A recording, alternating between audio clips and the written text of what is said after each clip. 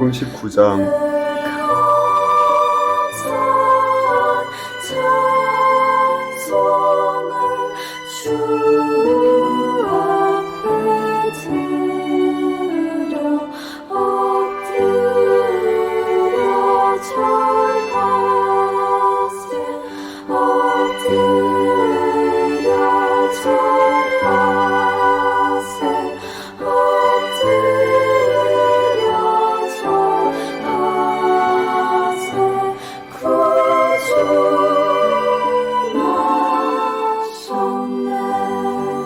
예수님께서 여리고에 들어가 거리를 지나시는 중이었습니다.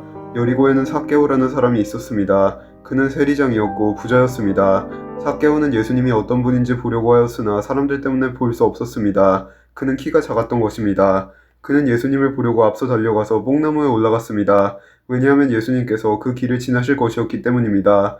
예수님께서 그곳에 이르러 위를 쳐다보시고 삭개오에게 말씀하셨습니다. 삭개오야, 어서 내려오너라. 오늘 내가 너의 집에서 묵어야 하겠다.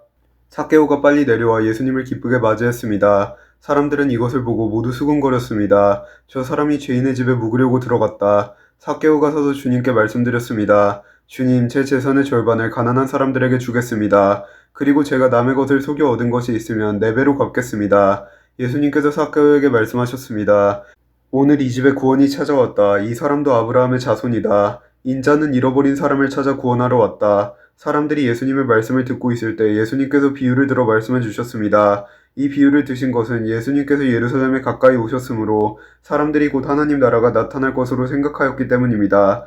예수님께서 말씀하셨습니다. 어떤 귀족이 왕위를 받아오려고 먼 나라로 가게 되었다.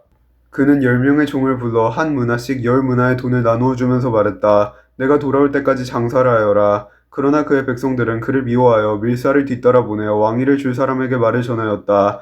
우리는 이 사람이 우리의 왕이 되는 것을 원하지 않습니다. 그러나 그 귀족은 왕위를 받아 가지고 돌아와서 돈을 맡겼던 종들을 불러 장사를 어떻게 했는지 알아보려고 하였다.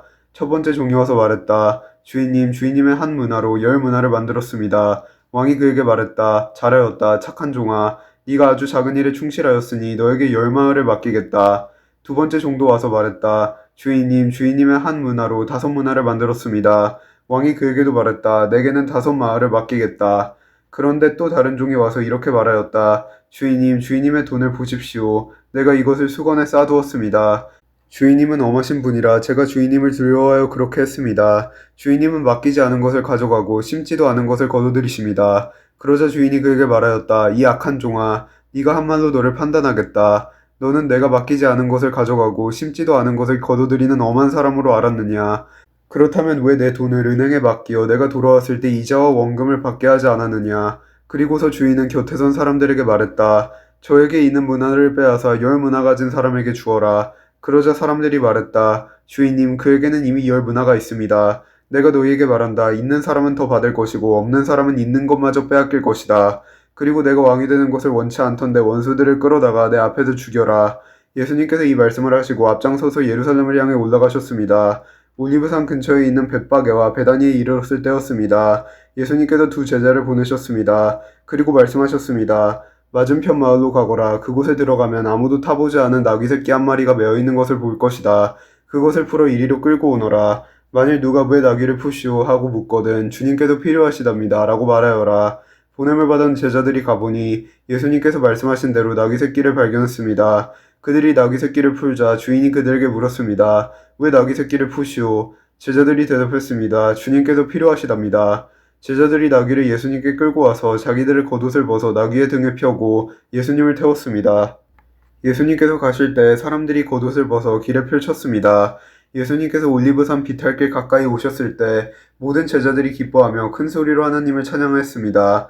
그것은 이들이 여러 가지 기적을 목격했기 때문입니다. 주님의 이름으로 오시는 왕에게 복이 있다. 하늘에는 평화, 가장 높은 곳에는 영광. 그러자 사람들 사이에 있던 몇몇 바리새파 사람들이 예수님께 말했습니다. 선생님, 제자들을 꾸짖으십시오.